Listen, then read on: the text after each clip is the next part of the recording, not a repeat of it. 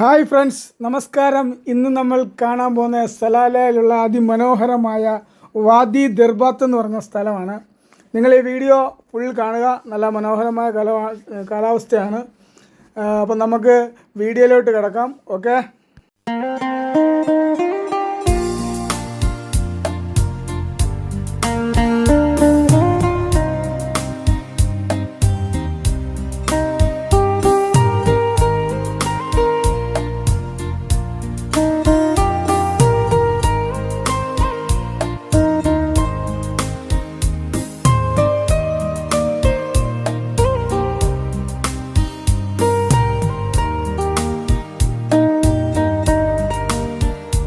അങ്ങനെ നമ്മൾ സലാലയിലെ വാദി ദർബാത്തിലെത്തിയിരിക്കുകയാണ്. നല്ല മനോഹരമായ സ്ഥലമാണ്.